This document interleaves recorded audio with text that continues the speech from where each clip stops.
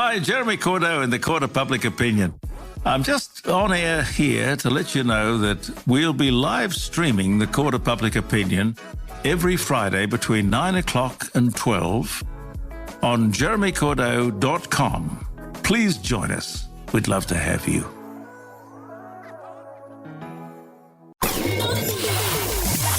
Wavelength. Mental illness doesn't have to be a life sentence. Alcohol addiction, abuse, misuse is the same all over the globe. Sparking the combos about Adelaide. So it made me feel very confident that if we did have it in the state, we were going to know about it. You should be having... There'll be guys that are trained, but they don't feel like they're good enough to take their shirt off. Almost everyone is a culprit of doom scrolling. Anyone who has a mobile phone. On Fresh 92.7. Welcome to Wavelength, sparking the convos about Adelaide you should be having. I'm Hamish, and tonight I'm joined by David, who disappeared for 2 weeks to Queensland for some reason or another. And now Jamie's gone for 2 months as well to some tropical island.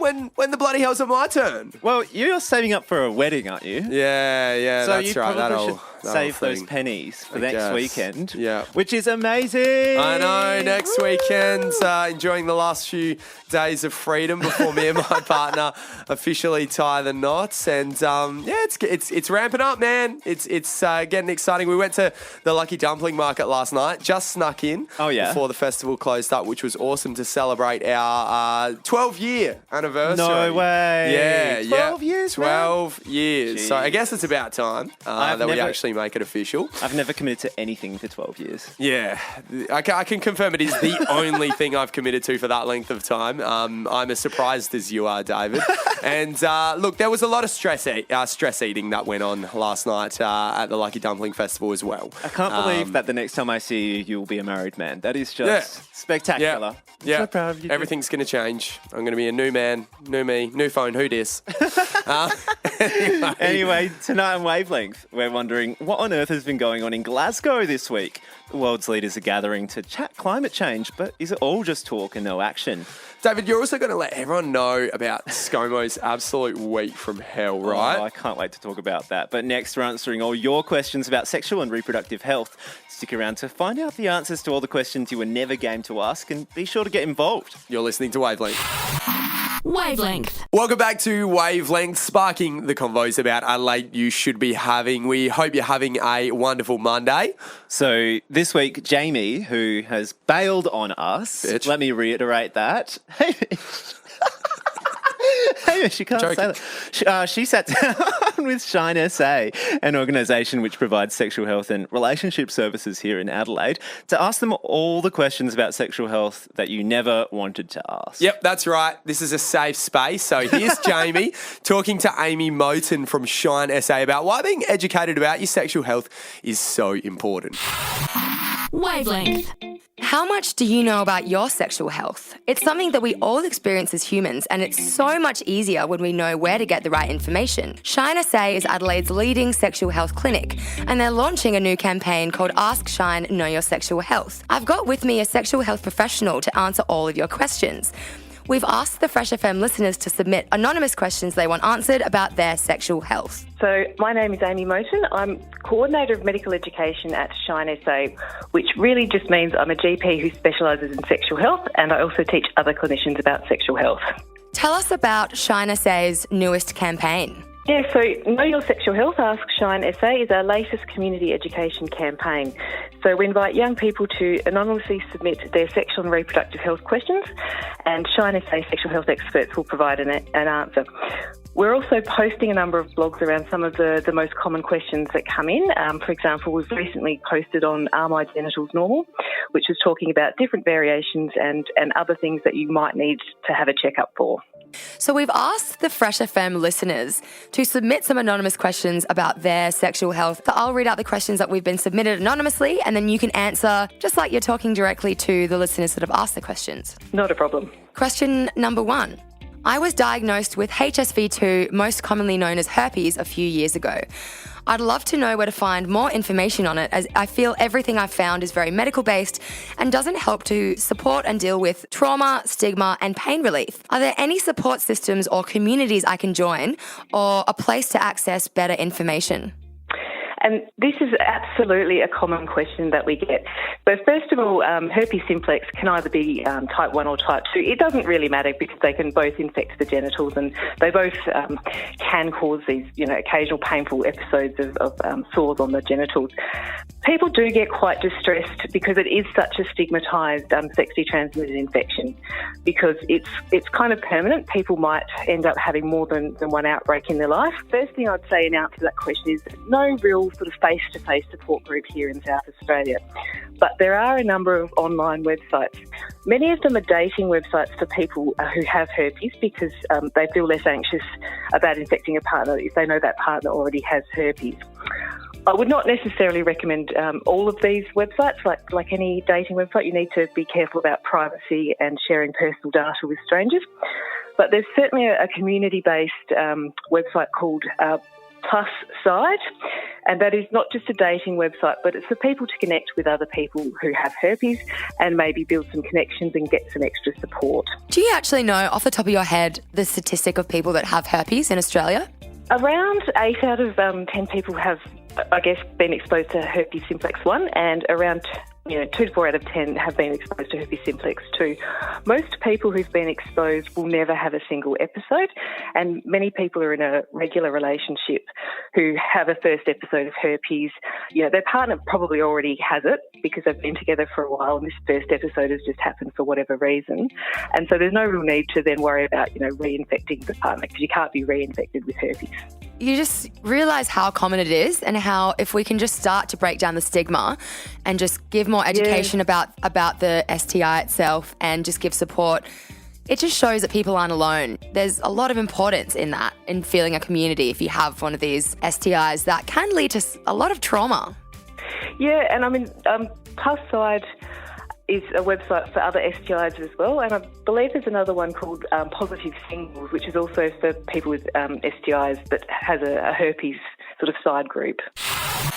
Wavelength. Thanks so much for that, Jamie. Anyway, after the break, Jamie will be asking Amy more of those burning questions about sexual health you've never been game to ask. You're listening to Wavelength.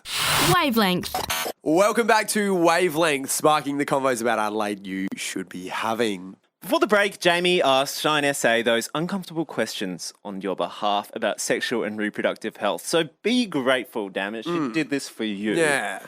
We've got more of them for you right now. Wavelength. I'm on antidepressants and I'm not in a position to get off them anytime soon. It has dramatically lowered my sexual libido and I'm struggling to get it back. Are there any alternatives to me helping get back my sexual libido with my partner? Medical and holistic suggestions are welcome. I'm open to both. Yes, this is a tricky one. It is a common side effect of some of the antidepressants that they do affect libido. Unfortunately, if it does affect you, then it's often what we call a class effect, but you could always ask your GP to try you on a different antidepressant that might have the same benefit for your mental health, but may not have the same effect on your libido. It does sound like you need to stay on the medication for now, and it's possible that even if you came off it, then there might be other things that would affect your libido, such as depression or anxiety or whatever you're being treated for. There's no sort of tonics or natural remedies to increase your libido, despite what you might see in the chemist or online. One thing I would ask if you were my patient is it just the sex drive, which is what we usually mean by libido, so the desire to initiate sex that's affected, or is it the overall enjoyment of sex? For some people who have a lower sex drive, they can still enjoy sex after, the initial sort of, beginning of sex, and they do become aroused and often, even can have an orgasm. So if that's the case, sometimes it is worth, almost scheduling in sex, even if it's not something that you spontaneously desire. Of course, if you don't enjoy sex at all, or if it's uncomfortable or painful, then definitely don't. The other thing that can help is talking to a relationships or sexual health counsellor or a sexologist, and again, talking about your libido, other factors that might be impacting on it, sometimes even having a session with your partner so that they can help understand that this is not that you don't love them or want to be with them. Question number 3. As a 20-year-old male, I want to learn more about affirmative consent and how I can make sure I'm doing the respectful thing to both my female sexual partners and female friends. It's a great question, and I think it's something to be mindful of, regardless of your genders and the genders of the people you're, associating with. So affirmative consent means that consent is not only given positively, but it's also continuous. So just because you're kissing someone and clothes are starting to come up doesn't mean they've consented to sex. Once they've consented to sex, it doesn't mean they've consented to a particular kind of sex. And the most important thing is to keep asking. So is it okay if I do that? You know, is it okay if I touch you there? What would you like me to do next? And actually allow the other person always to be able to say yes or no, or direct you into the type of activity they want. It's good that you mentioned friends, and I think also, work colleagues potentially, just being aware that some people aren't touchy-feely, huggy people. So again, if you see someone who maybe they're telling you they're feeling a bit down and you want to give them a hug, say, you look a bit down, would it be okay if I gave a hug? Or even, again, walking up to someone and hugging them around the shoulders, again, I would always just check that's okay with them. Where can we find more information and resources? Yeah, it's difficult sometimes because there's a lot of stuff out there and it's not necessarily all correct. Shine SA has a number of fact sheets on our website, so they can be printed off in paper, but you can just view them on the website. And they're on things like sexually transmitted infections, contraception, and other important sexual and reproductive health topics such as painful periods.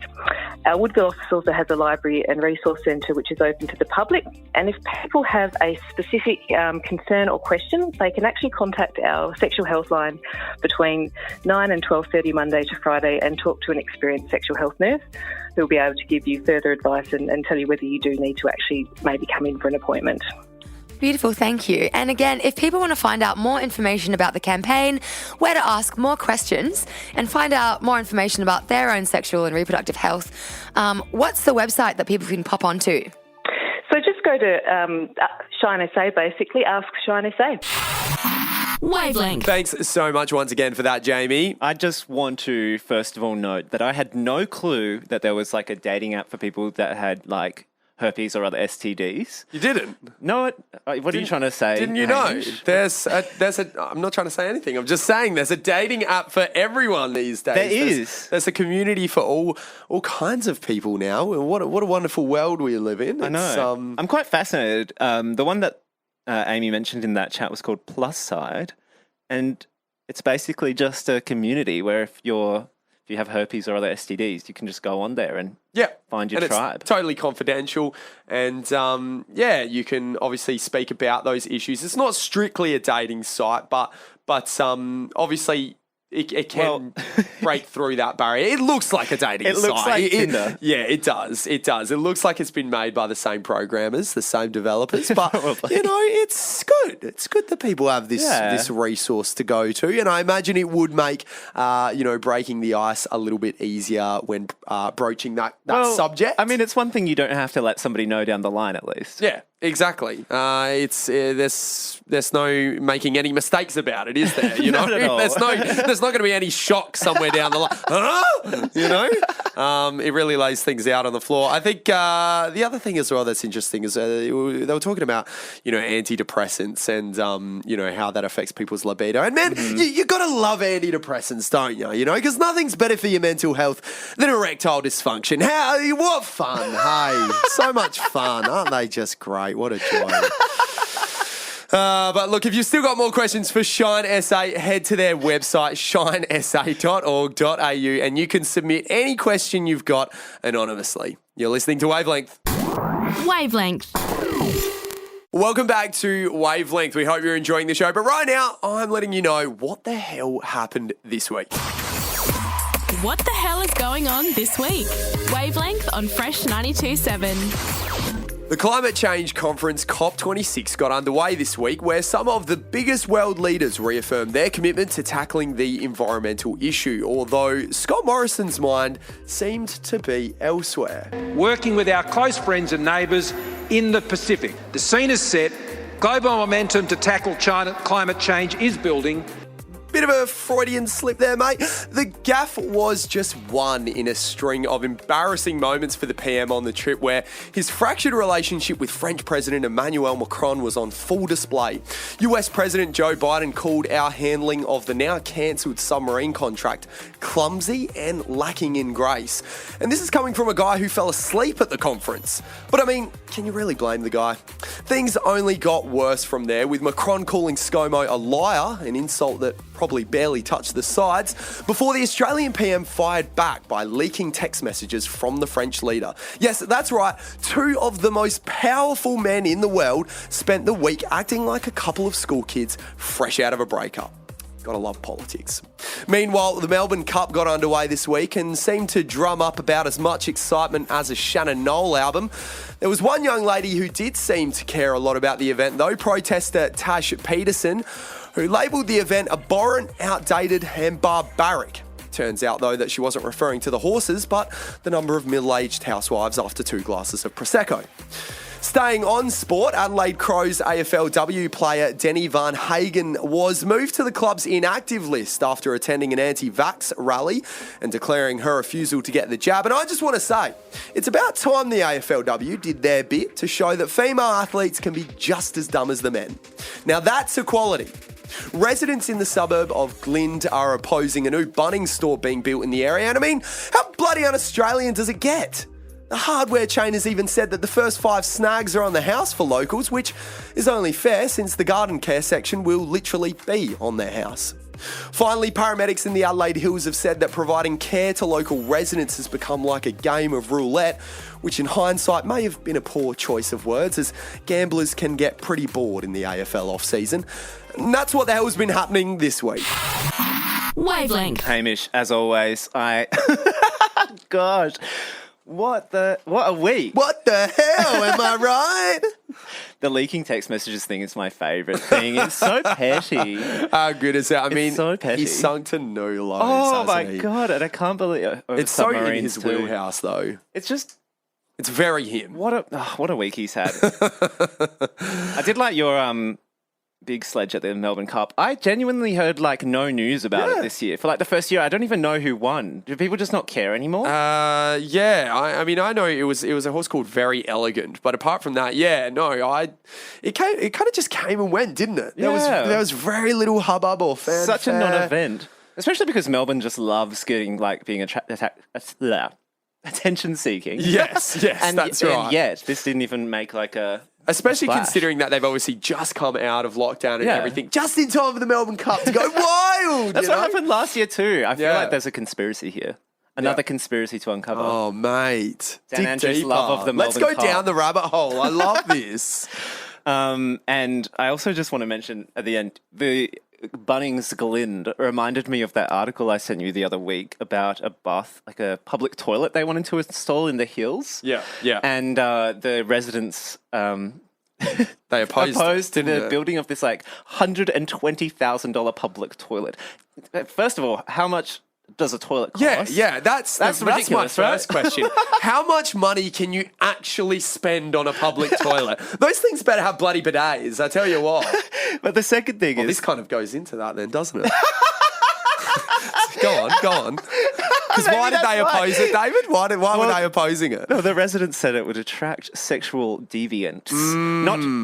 Not so people that deviated from the norm, which to me just feels like some sort of 1950s style homophobic remark. Oh, no, Of course it's in Adelaide, they're saying this, but at the same time it's come on, we have Grindr now. We don't need to cruise and the bidets. public toilets. So that's why it's attracting them. It's the bidet. Now that's a conspiracy. All right. Up next, David will be digging deep into Scomo's pretty humiliating week from hell, which we just touched on. So stick around. You're listening to Wavelength. Wavelength. Welcome back to Wavelength, sparking the convos about Adelaide you should be having. Now, one of our favourite recurring Wavelength characters is obviously Scott Morrison. We just spoke about him before. Now, normally we would never dedicate a whole segment to the man himself, but the Prime Minister's week this week has just been so terribly humiliating that we're going to immortalise it live on the radio. David, take it away. Wavelength. Oh, Scomo, Australia's master of spin. The marketing legend who can seemingly polish each and every turd his government dumps out. Our valiant Prime Minister who manages to fill up multiple hour-long press conferences every single week without saying anything of substance. He's certainly been a star character here at home in the reality TV series of Australian politics, popping up every now and then to announce some obscure border rules or half-baked vaccine rollout plans. Despite being plagued by controversies in 2021, he always manages to worm his way out of any sort of backlash. But take him overseas and Australia gets to see the shy little manlet that he becomes when meeting world leaders with more of a handle on things than he ever will. That's certainly been the case this week in what we're dubbing here as Scomo's Week from Hell. Honestly, give this man a Xanax. He's looking pretty shaky. So Scotty's Week from Hell started when he travelled to Glasgow for the 26th Conference of Parties, a summit in which world leaders fill up their private jets with fossil fuels only to get up on stage and lecture the world about how we're not doing enough. Anyway, this year was particularly important as the countries gathered, with the exception of China's notable absence, to agree to hit net zero by 2050 so that we all don't die in a hellstorm of fire, floods and rising sea levels. With his half-baked plan to get Australia to net zero by 2050 in hand, Scomo arrived in Glasgow and waddled up to the stage, sounding a little bit like this. Stop it! Cut it out! I have a glandular problem! One of the most humiliating things I personally witnessed was a beautiful montage video on Twitter where you witness Scotty stand around like a sore thumb, face mask off, and be ignored by quite literally every single world leader. No one would talk to him. Scotty, I've been there before and can relate, but at this point, don't you think you've maybe brought this on yourself? Being ignored by the who's who in global politics was one thing, but it was a petty spat between European heavyweight that managed to steal the headlines. As if pulled from a 2000s Disney Channel straight-to-TV movie, the submarine deal subplot made a triumphant return once Scotty and French President Emmanuel Macron crossed paths.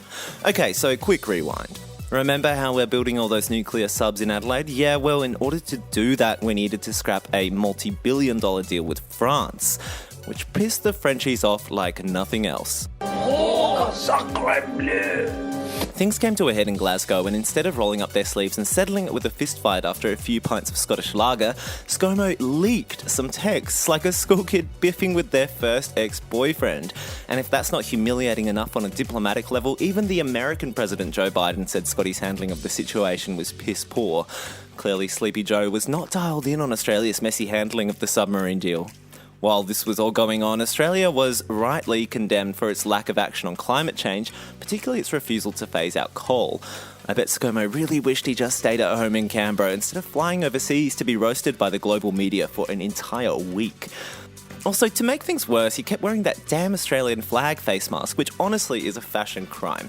Maybe next year the summit can be held in The Hague so Scomo can face trial for his unfashionable war crimes while simultaneously shrugging off any and all responsibility he has to future generations of Australians who will swelter through oppressive summers, see their homes burnt down to ash, and watch as their belongings get flooded in increasingly worse natural disasters. But hey, it's not all bad. At least we get to watch him squirm for now. Wavelength. Thanks so much for that, David. Anyway, up next, we're digging deep into what that whole climate conference in Glasgow was actually about. You're listening to Wavelength. Wavelength. Welcome back to Wavelength, sparking the convos about Adelaide you should be having. So, David, this week, world leaders gathered in Scotland, of all places. Very exciting to chat about climate change. It's been making headlines all week for various reasons, but it kind of feels like deja vu, you know? Don't they have these summits all the time? It seems like that, right? I feel like they... Is that why it's called COP26? This is the 26th one they've had just this year alone? It's the 26th one they've ever had. Okay. But I mean, that's a lot of climate summits to have without, and we're still heading towards doom. And what are they doing about it again? I have no idea. It feels like that. It feels like they're always just chatting and not actually doing anything. So to get to the bottom of what's been going on there, I spoke with Sarah Bulter. She's an associate professor of climate adaptation at the University of Tasmania about the Glasgow summit. Wavelength. Sarah, welcome to Wavelength. Let's get into this. I've obviously brought you here today to talk a bit about climate change and this little conference that's going on in Glasgow these last couple of weeks. I'd be keen to find out, first of all, why have world leaders actually been gathering in Scotland, of all places, this week? Yeah, so this is actually the 26th version of these little conferences, as you say. So these conferences, they're referred to as the Conference of the Parties, and they stem from a treaty agreement that was set up in 1992, the United Nations Framework Convention on Climate Change, the UNFCCC. And the idea is that each of the countries that are signed up to the treaty join together at these conferences and talk about how they're going to avoid dangerous climate change. So this is, the most recent of a long series of these conversations about how we're going to tackle climate change. And like you said, they've been doing these a few times. What do they hope to achieve at this particular summit? Yeah, so each time they have one of these conferences, they have a number of goals. I think the one that is attracting the most amount of attention at the moment is really around trying to ensure that global net zero emissions are achieved mid-century in a way that keeps global warming below 1.5 degrees, which sounds pretty simple, but really it's about looking at how we get there in a way that doesn't increase the risk of climate change exceeding 1.5 degrees. At the moment, we're very much on track to be getting closer to 2 degrees of warming, and so there's a real pressure on seeing what we can achieve in the next 10 years to ensure that we don't have that level of warming that we all know is likely to be very dangerous. Absolutely. It is something that has been on the news a lot here in Australia too. I mean, we recently finally had a commitment from Scott Morrison to commit to reaching net zero by 2050. Despite that, he's still been quite criticised for his plan, I suppose, to transition Australia's economy to more greener technologies. Do you think that these criticisms are fair, and do you think that there could be more that Australia is doing on a policy level to reach net zero by 2050? Yeah, and so look, I think the important piece of detail is we do want to see net zero globally by 2050, and that's really about our best chances of keeping the amount of climate change down to that, what scientists consider to be a safer level, 1.5 degrees. But how we get there is really important. So if we continue to emit a lot of greenhouse gas emissions between now and 2050 and then have a sharp decrease, those carbon emissions remain in the atmosphere. And it's a bit like having a money budget or your food budget. We're still emitting that carbon, which is really putting at risk how quickly we start locking into much higher levels of warming. And so the pressure is on with this meeting to say that we're committing towards a level of emissions by 2030, which demonstrates we really are on a very targeted approach to that net zero of 2050, so that we're not using more than our budget, if you like, of carbon or greenhouse emissions between now and 2050, which puts pressure on us to actually try and effectively remove greenhouse emissions from the atmosphere after we've hit net zero. So I think the science is very clear. The projections are saying that if we really want to keep that warming below 1.5 degrees, we really need to be having some strong targets for 2030, not just 2050. Wavelength. Thanks so much for that great chat there, David. So, yeah, like we were saying, 26 of these. Yeah. 26 now, and not a whole lot going on, I feel. What do we have to show for it? It feels like that, right? I mean, we're constantly hearing about the fact that we're probably going to tip over those targets of warming that we don't want to happen, because otherwise we'll see massive problems with the climate. We'll probably see more natural disasters, fires, floods, sea levels rising. It's all doom and gloom, isn't it? But I can't wait. After 26 of these, you think that something would change. But I mean, it seems like that this one, it feels like there's definitely been a push, I suppose, from people really pressuring politicians, I feel leaders. Like with this one, they've made a pinky promise now. It feels a bit like that, right? Like the others were just, gentleman's handshake, but this is the real deal, There's definitely been a change. I mean, you even see that in Australia. Scomo finally committed to reach net zero by 2050, which took him years to even get to that point to say that. And the whole summit seems to be what it's about. They all sort of pledged to get net zero by 2050 so we can avoid 1.5 degrees warming. Whether that happens, we'll see. It's just a pledge. Yeah. One thing, though, that did sort of annoy me, though, Scomo, or one of the things that they did talk about at the conference, there was a number of countries that pledged to phase out coal. Yeah, where one of the countries that did not, Great Britain, agreed to phase-out call. Yeah. We're alongside China and India as countries that refuse to sign that. So you're telling me that Scomo, the man who brought a piece of coal into Parliament House, is refusing to phase out coal? It's shocking, isn't it? Shocking. I know. Revelations there, David. No one saw that coming. No one. But yes, you're right.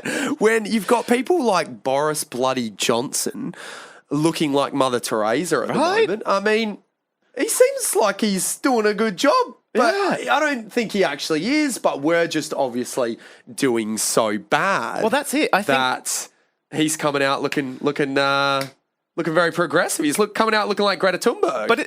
But I don't think it is even a progressive point of view to have anymore. No, I think it is just a rational, just fact-based thing to agree that it's going to happen. Yeah. And whether we decide to take action on it is more of a moral decision at this point rather than anything that has to do with politics, left or right. Yeah, and it's funny that Scomo finally committed to the net zero emissions by 2050, like pretty much on the eve of this conference. Just as he was about to get on the plane. Yeah, and I feel like, he just did that because he realised he wasn't going to get an invite. So it's like, you do know you can't actually come to this conference if you don't do that. And he's like, oh, is it an open bar?